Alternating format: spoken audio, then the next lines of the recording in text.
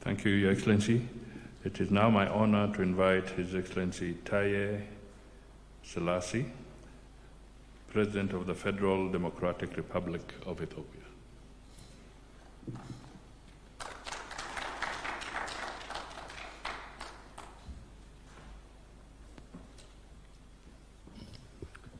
Thank you very much. All leaders are not tall.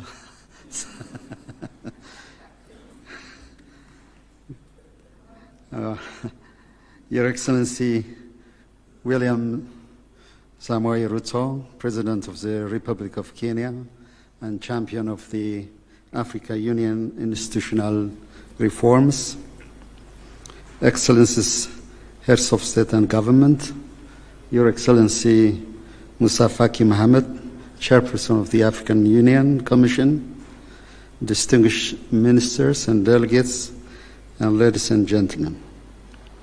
Allow me to express my sincere gratitude to the people and government of the Republic of Kenya for the warm and gracious hospitality extended to me and my delegation.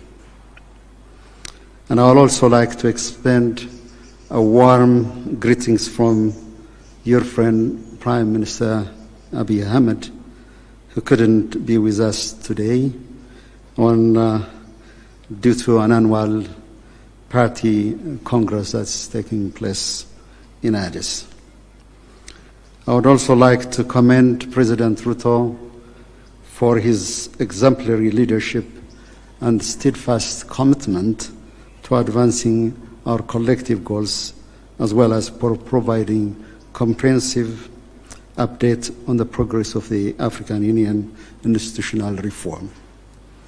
We acknowledge with appreciation the invaluable contribution of the former champion of this reform, His Excellency President Paul Kagame, for laying a robust foundation upon which we can pursue our objective in building a strong institution. Excellencies, as we reflect on our reform journey, it is important to acknowledge the significant efforts we have made, particularly in structuring key African Union institutions. We have streamlined our summits, reformed our commissions, and rationalized the work of our key organs. Furthermore, streamlining our working methods is crucial for enhancing efficiency. Our commitment to ownership and accountability is evident in initiatives like the F-15 Finance Ministers Committee, the Revitalized Peace Fund exceeding, as mentioned earlier, $400 million demonstrates our collective resolve as well. Excellencies, while acknowledging the strides that we have made, we recognize that significant challenges remain in fully realizing the African Union's potentials. I wish, along this line, to emphasize on the following 5 key points. The first one is a question of inclusivity. This retreat provides a crucial framework for building consensus and engaging in meaningful discussion on the priorities of key reforms. While this platform undoubtedly provides significant impetus for AU reform, it will serve, Mr. President, as a foundation for a more robust and inclusive engagement with all member states, ensuring that their valuable contributions are effectively incorporated into the reform process. Second, probably a question that is pretty much dear to us is question of financial sovereignty. The new global geopolitical and economic landscape and the weakening of multilateralism underscores the urgent necessity of the African Union reform agenda. Self-sufficiency, not merely in innovative financing mechanisms, but also in cultivating an enabling environment across diverse sectors is imperative. Excellencies, recommitment is insufficient. We must treat this reform as a matter of the survival of this very institution. On a personal note, the recent inauguration of Ethiopia's restored National Palace, standing in front of the African Hall, serves as a touching reminder of the immense time, dedication, and visionary thinking invested by our forefathers in establishing the African Union, the first continental organization. Jomo Kenyatta, Kwame Nkrumah, Haile Selassie, Secretary Gamal Abdel Nasser, and many more. Endeavor was a Herculean task, and our reform agenda, if not more demanding, is certainly no less daunting. Our union can stand on its feet only if we can meet the goals we set to cover 75% of our program budget and 25% of peace support mission. In this connection, we have to advance creative financing, including by encouraging private investment from our continent.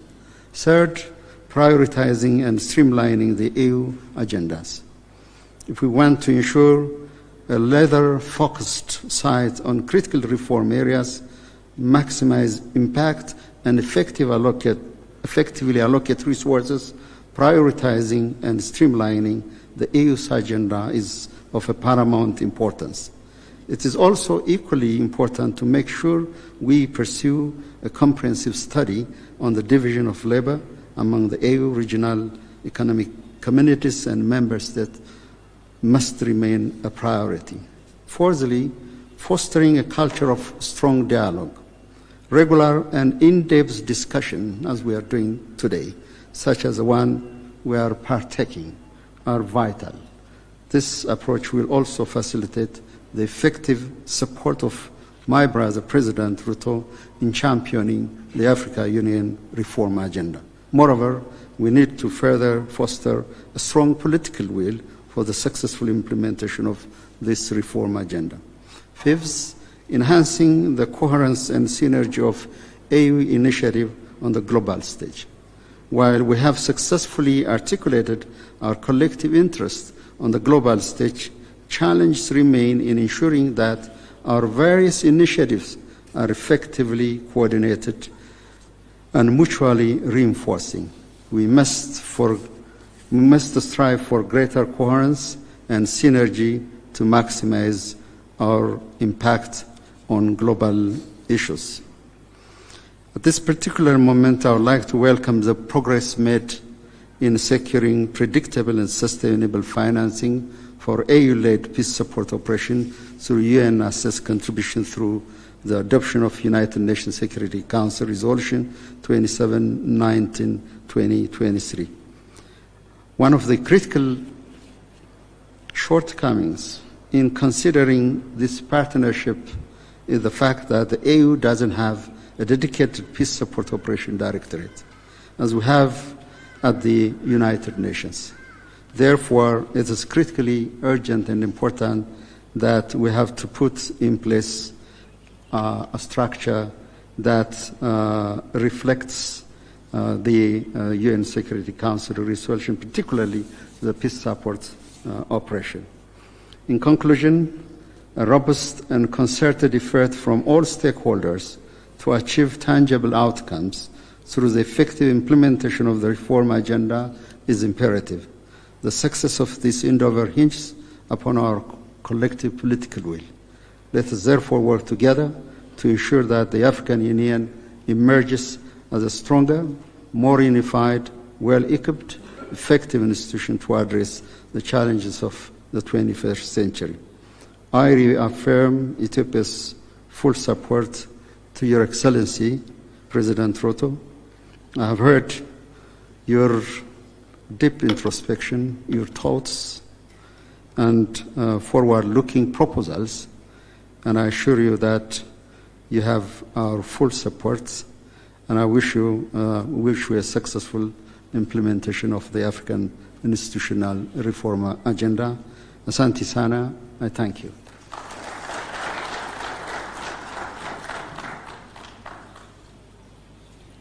Thank you, Your Excellency. Now, ladies and gentlemen, let me invite His Excellency John Mahama, President of the Republic of Ghana.